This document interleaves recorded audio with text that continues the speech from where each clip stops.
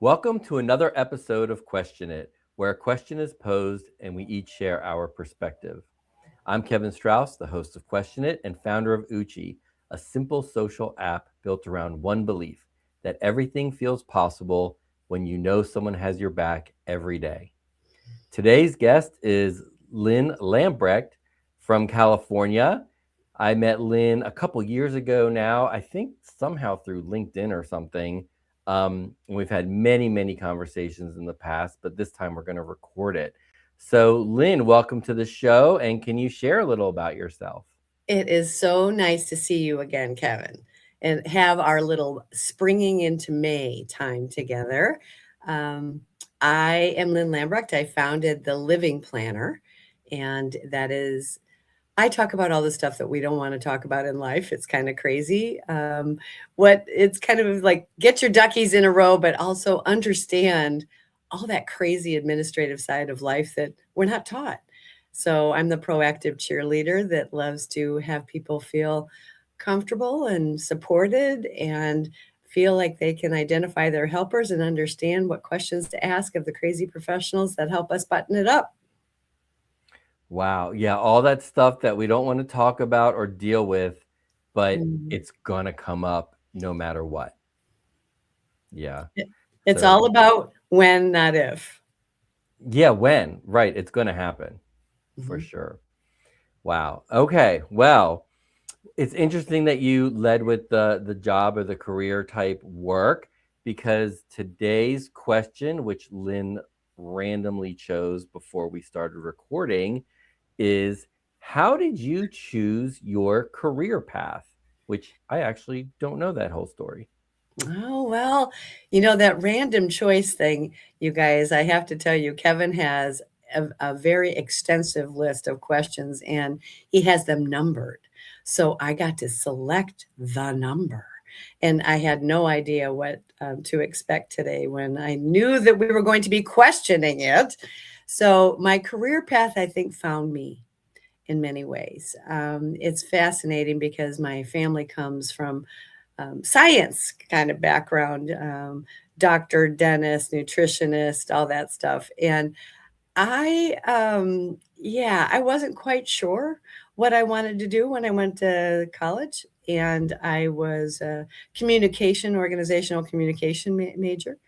And then I went to graduate school and I was in higher ed administration and student personnel for my graduate degree. And what was fascinating is that since nobody had really been in a business before, I didn't know what that looked like, within my family structure.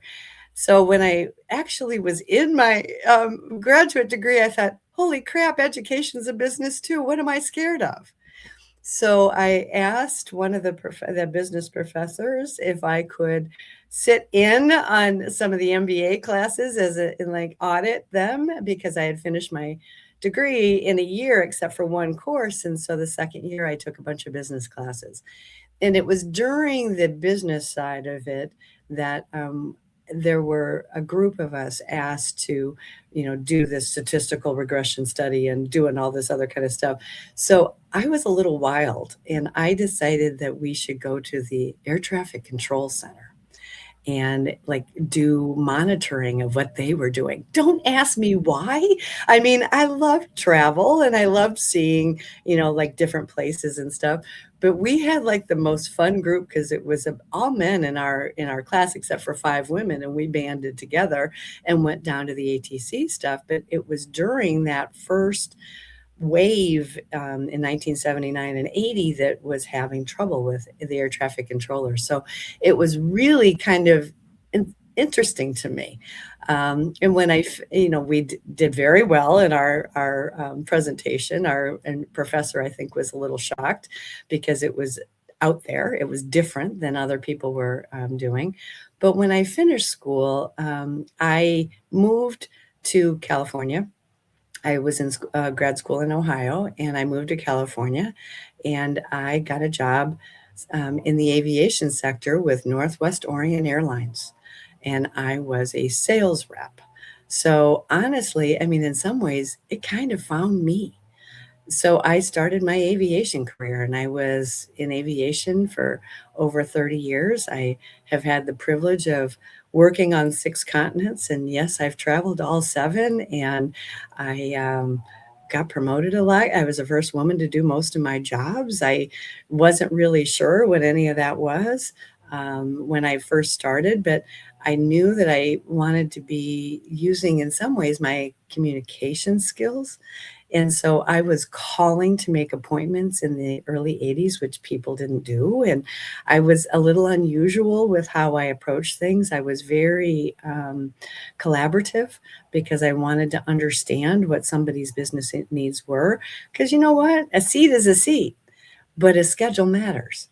And what happens to the person when they're choosing. So that was, I always pretended that I was in their shoes. So it was a very fun experience and very educational. I've lived in 17 places in 35 years around the world. I accepted expat positions twice. I've done a lot of that stuff, so I've been able to really be cross cultural too, and understand people and cultures and business from different perspectives. But the other thing that I did in my aviation years is I was a volunteer emergency team responder.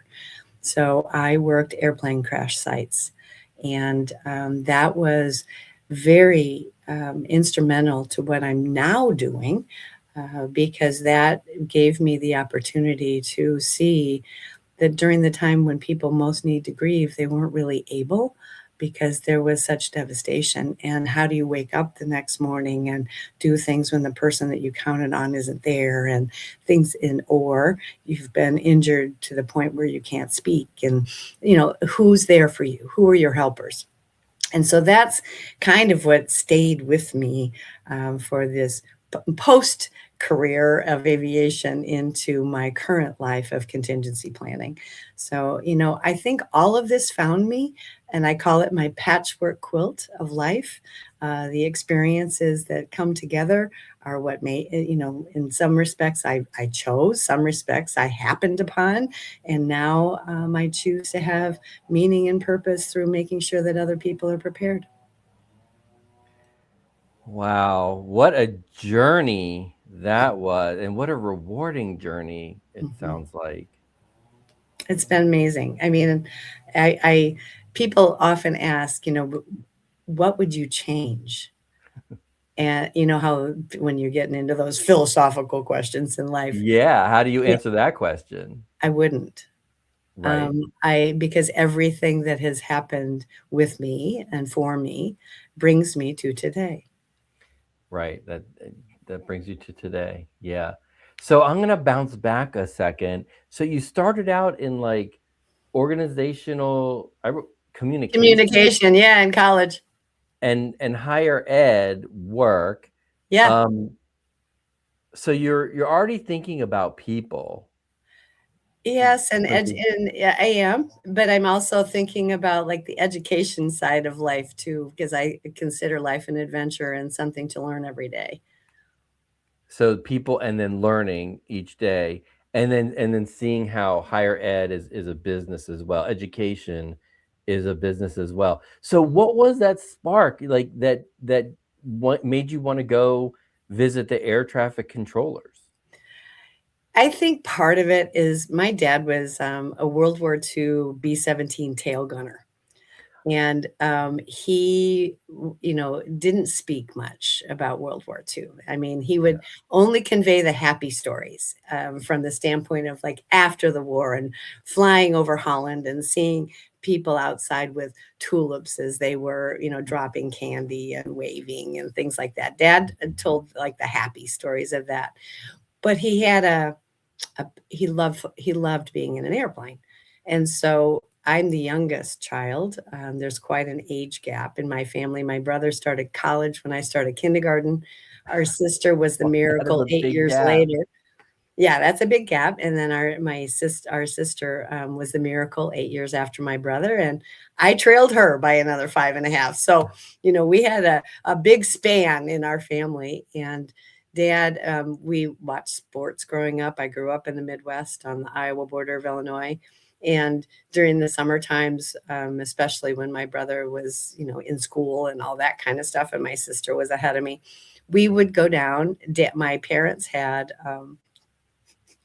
they had a rivalry. My mom loved the Chicago Cubs. My dad loved the St. Louis Cardinals. So we would have like a little cardinal and a little cubby bear on our breakfast room table all summer long, and they would. Mm-mm-mm. So Dad had this wild idea that we were, we were going to fly to St. Louis, not drive. It was only a 6-hour drive, but we were going to fly because he wanted us on airplanes and et cetera, et cetera. And I remember sitting on that airplane, and I was about 5, thinking this is the coolest thing ever, up in the clouds and just feeling like peace and all of that kind of stuff. And, yeah, the baseball game was a blast and Grant's farm was wonderful and feeding the goats and, all of that kind of stuff. But the plane stuck with me. And we, because my brother was so much older, I mean, we would travel to see him and sometimes we'd fly, sometimes we'd drive. We always had like a summer road trip. So that was, part of like my DNA. I started reading books when I was about 3. And when my mom would come home and like with a book, and I'd say, "Oh, thank you." And I'd go run. I would read the entire book as she was like putting away the groceries. And I would come back and say, "Mom, that was so good." And she'd say, "You did not finish that book." And I'd say, "I did." And so she'd say, "Tell me about it." So then I would like tell her the whole story. And she said, "Okay, we're not buying books anymore. When your father comes home, he's taking you to the library." So I mean, I read and I like envisioned what life was like in different places and things like that. So I think it just kind Oh, of evolved for me that home was home, but there was always somewhere else. And wouldn't it be nice to see what other people are like and what they experienced? And so wow. when I went to college out of state, and then I went, to graduate school, and then when I moved to the San Francisco area, I was like, this is really kind of cool.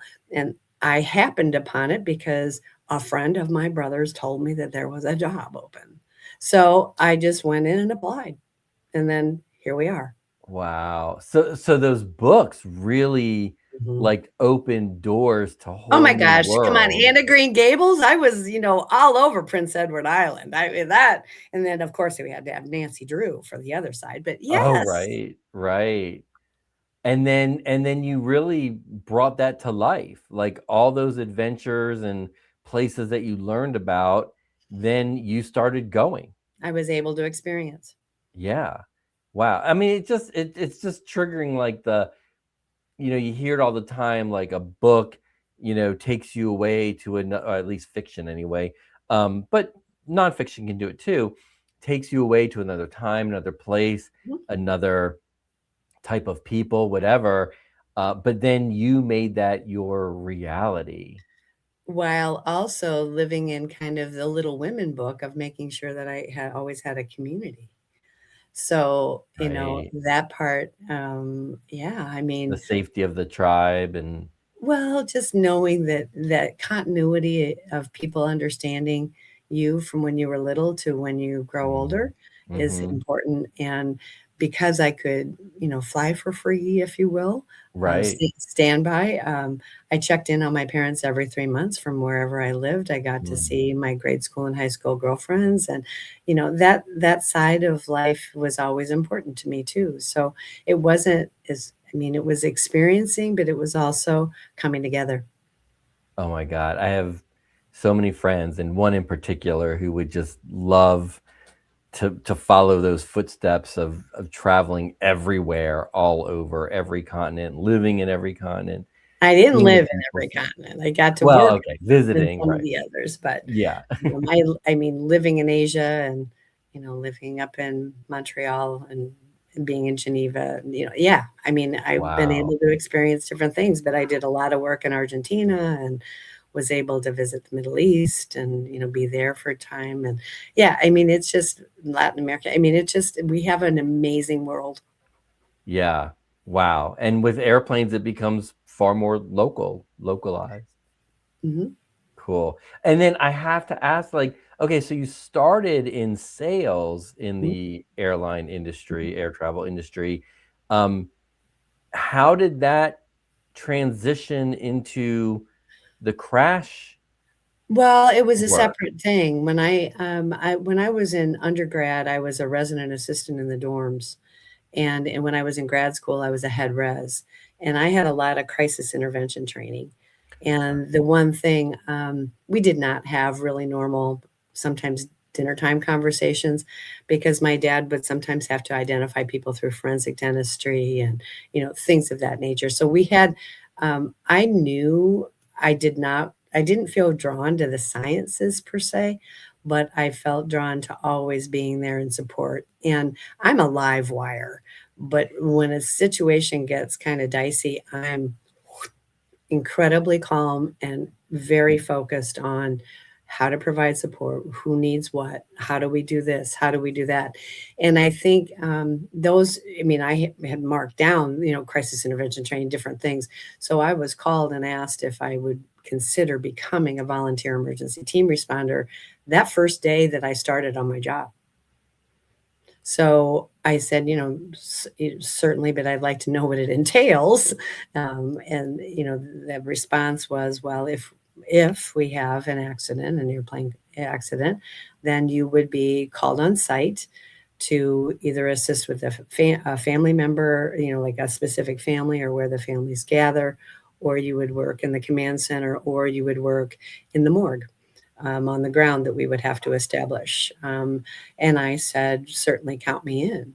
So, in some ways, it's kind of a cross between my brother and my dad being in the military, that type of Mm, service, and also then, but this was my version of service, being able to be there in support of people in a time of need. yeah, in a massive time of need. Yeah, Wow. it was a little unusual that I worked 2 sites in my 20s. And then after I had changed countries and companies, I moved to China to head up sales initially with United, and then became the country manager. And then when I came back to the States when my dad was diagnosed with Alzheimer's, and United's headquarters was in Chicago, which was across the state from where I grew up. So I also worked 9/11. So I have had 3 experiences of working sites. Oh my, and you haven't written a book about your career, have you? No, Have you thought about writing a book? no.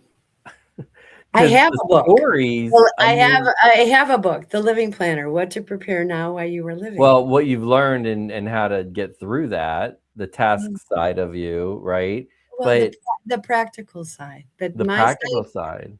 no, But what about I all these stories and the interactions with people and families and how people deal with that's pretty crisis? private, Kevin. That isn't something Yeah, that needs to be true, publicly consumed. true. So, no, I would rather, yeah, live life and make sure that Sure. others, are prepared, and be there in support of my family and friends and my Yeah. clients. Yeah, for sure, for sure. I think that stories would be interesting and fun, but I totally get where and if you don't wanna write it, that's your prerogative for sure. Privacy, for and is absolutely important, so I Respect. get that. Yeah, yeah. Wow, wow. Oh my gosh. Okay, so I have, like, even more questions that I could ask on this, but, But we have to hear about you uh and how you got started. yeah. Yeah, it's funny because even when you started truth as a person, I'm like, okay, how am I going to answer this question? But I'm like, no, focus on Lynn. This is Lynn's time. I really want to, but I think I'll see back in the video that my mouth was kind of like a lot like, or at least open, not And I jaws think not. it's normal. Yeah, I'm like, oh my god, like what is like that is amazing, like going there and this. Oh wow. So yeah, and that's why I wanted to read the book, but that's okay. Okay, so now the question again is, how did you choose your career path? Ugh, why did I put the word path? It just like opens up a whole nother door. So I guess yeah, my turn. Wow. Without trying to just spin off the whole resume, when I was young, when I was in, school, high school, and before that, I definitely had an affinity for like math and science. I did not like the history, English. I wasn't as good at it. The math and science came easier to me, and I've talked about this before in videos and in my book and so on. That for the first 18 years of my life, I was my dad's little helper, and he fixed and made and repaired everything around the house, whether it was, refinishing a room and paneling. I remember paneling the sub basement when I must have been like 3 or 4 years old. um, and we had a chalk line, and I grabbed the chalk line, and I had chalk. You know that you snap the chalk line and it makes a line that's like 20 feet long to cut on, and I had chalk all over me. I was like 3 or 4 years old. But electrical, plumbing, woodworking, landscaping. When I was 16, or when I was 14, my dad bought a 1968 Mustang convertible, and we were doing a lot of repair and fixing up on that car and getting it like show ready and everything. So we were always, or I was always watching him build and problem solve. And when he suggested engineering, it just seemed very natural to me. And also, when I was in high school, when I was a senior in high school, I took a course called Health Occupations, which was at a different high school. We got bussed over, just my class. It was only like 10 of us. And the first semester, we learned about like how to take vital signs and how to give bed baths and how to change hospital beds and some of the health stuff. And then the second semester of senior year, we actually did volunteer work the whole semester at a local hospital where we actually were taking vital signs on patients. I mean, I gave a quadriplegic a bed bath. I mean, with a nurse, but the two of us together. I shaved him, and I didn't even know how to shave at the time. Um, but all of that health stuff always interested me, and when I was like 7, I thought I'd be a doctor. Yeah, right. Um, but going into school, engineering at my dad's suggestion, it just seemed like a fit. And I'm like, oh, that's really cool. And I thought about biomedical engineering.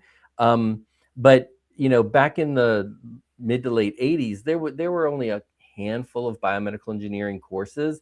And I was not going to get into those schools. My grades were not high enough to get into those kinds of schools. So I thought, a basic mechanical engineering degree would be a really good path, because I wasn't going to do the electrical side. I didn't like that. So it's basically mechanical, electrical is kind of divides up the engineering broadly. And lo and behold, I get into engineering school, and I'm learning about things that I thought you design cars, design airplanes, design artificial legs and that kind of thing. But I'm learning about fluid dynamics, thermodynamics, heat transfer. I mean, all these other subjects that I had no idea about, but I loved all of them. Like, to really understand like how an airplane works and how you get lift and drag and all that kind of stuff. So I get out of school, and it was hard. I mean, it was hard. I'm not like the smartest person around. So it was a struggle, but I got through it. And I thought, well, maybe in grad school I can um, get a little more specialized and go into the biomedical engineering then. Okay. And so I applied to a few schools. Um, and my advisor in college is like, you'll never get in. You don't even have a 3.0. You're not going to get into grad school. And I'm like, thanks for the support. Um, and I got into 3 out of 4 programs. So that was fine. And and then I got out of school, and I was really struggling to find a job. I wasn't getting interviews or anything. So I'm like, well, I'm just going to go to grad school. So I went right to grad school. And, it was like 4 semesters, including a summer session. So it was 3 semesters and a summer session. So I went straight through, got my biomedical engineering degree, and then my life is always an experiment, because what I learned in the first job search go around was not working. So I completely revamped it the second time. And then I had two offers on the table, and everything was going much better with that second degree as well. That opened a lot of doors. So I got like my ideal first job, which was designing total hip replacements. Wow. That was like so cool, you know? And and it was interesting, but even within a couple of a year or two, I was already completely disenfranchised with corporate America. I couldn't believe that America was such a superpower because it seemed like nobody wanted to do any work, nobody wanted to take responsibility for anything. And I'm like, is this all my life is going to be? Is just go to work all day, come home, eat dinner, watch some TV, go to bed, repeat, like so in 1995 or before that, I was already thinking about, okay, now I'm going to go to med school. So I started taking courses and going through that whole thing and the MCATs and all of that. Well, and volunteering at a hospital every week for 4 years. And I loved all of that. Um, but then I couldn't even get an interview for med school. And then I tried again the next year and I couldn't even get an interview. And I applied to a lot of schools. I think I talked about this in another episode, actually. Um, I applied to a lot of schools because I had the money to do the applications, but I wasn't getting anywhere. And I'm like, what am I going to do with my life now? But I was already asking the question, even back when I was 16 years old, I used to ask the question, who am I? Who do I want to be? What is this all about? And I did the same thing in college, like how do people perceive me? Who do I want to be? Who am I? Why do I do what I do? Why do other people do what they do? I didn't understand it. So I've always been asking that question. And, after the total hip replacement job, I moved into regulatory affairs and learned about that. And I got to travel to the Far East. Went to Japan a few times. So I got around a little bit. But I was still really struggling with people's behavior, my behavior, but people's behavior. And why are people doing such destructive things? And also at the time, this is when in my late 20s, it seemed like I was dating a lot of women who had low self-esteem. And I'm like, why do I keep dating women with low self-esteem? Long story short, I had my own self-esteem issues for decades and decades. And so I'm attracting, what's similar, but that's another story. And I was at this job where we were doing a lot of NIH grant research, and it was all like behavior modification type work, trying to help people do better behaviors. And I won't go into all those details, but there was a time in 2001 when I was witnessing a father and his teenage daughter have a massive argument. And it occurred to me, if they would just share what they really think or how they really feel, then they would have no argument. They're just not communicating, but they're not connecting. And that launched to where I am now, which is 25 years later, and a lot of work. I'm talking 20, 30,000 hours worth of work into this whole human behavior. Why do we do what we do? Why do we behave the way we behave? And then that's what turned into Uchi, which I shared at the top of the, in the intro. But what I've learned and what I've come to understand is that most of our behavior is really driven by our pain. And our pain is either physical or emotional. There's no such thing as mental pain. There's no such thing as, I can't do this math problem, it hurts. That's not what we feel. We might feel like fear of judgment, fear of shame, fear of failure, but those are emotional, not mental. They're not cognitive. They're not thinking, they're feeling. And that's what I've learned is that when we feel those connections, like when you talked about your core group of people, when we have those connections, when we have those relationships where we don't feel shamed or judged or degraded or neglected. I grew up with a lot of judgment and a lot of emotional neglect. Like If you're crying, I don't want to hear you. My mom would say, I don't want to hear you cry. If you want to cry, go up in your room and cry. I don't want to hear it.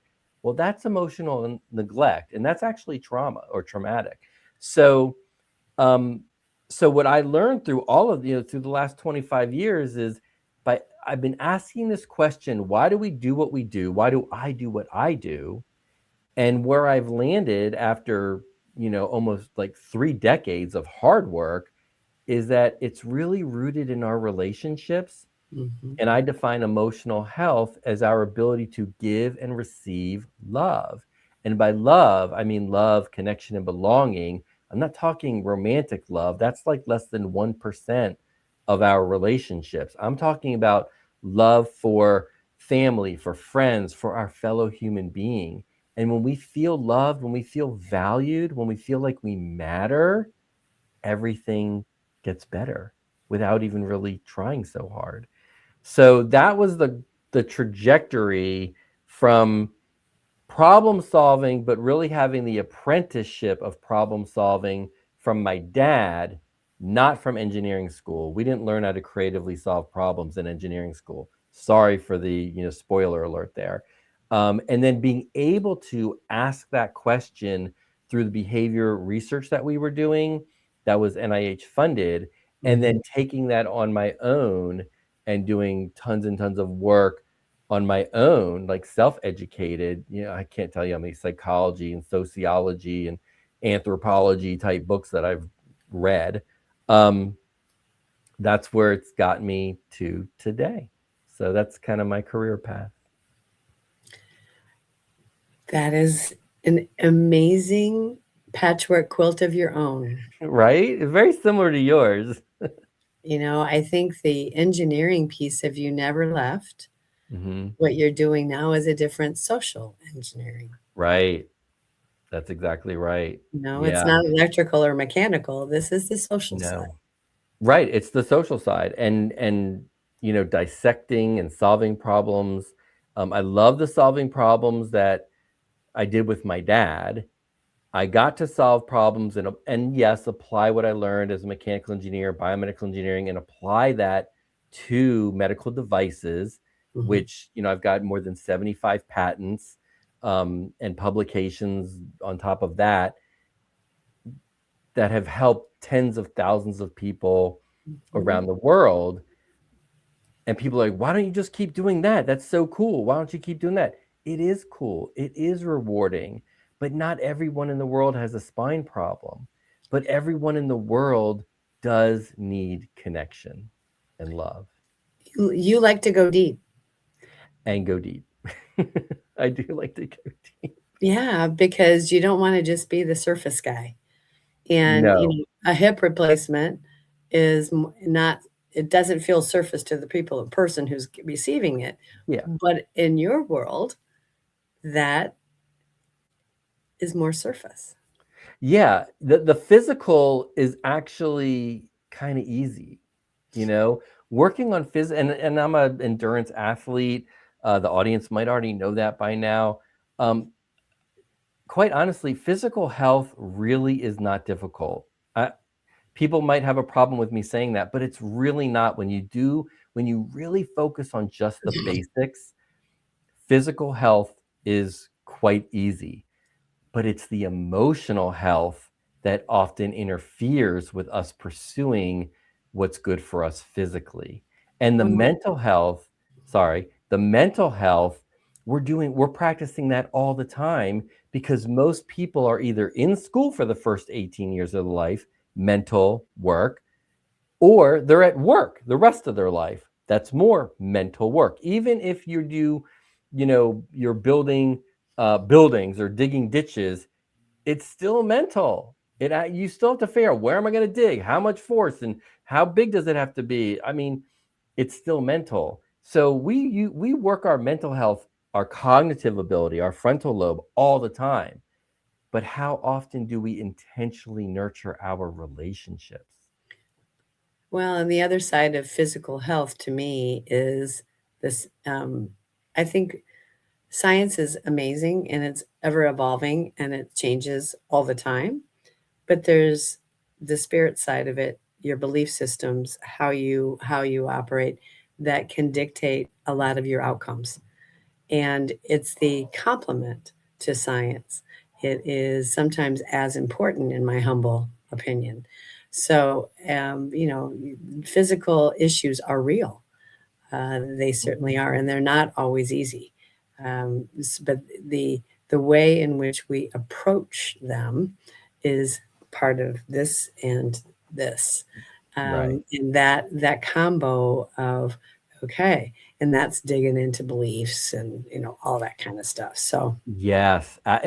Just like the patchwork of your career, the patchwork of my career, well-being is a patchwork as well. it's And that's where I've landed on physical, emotional, mental, and spiritual.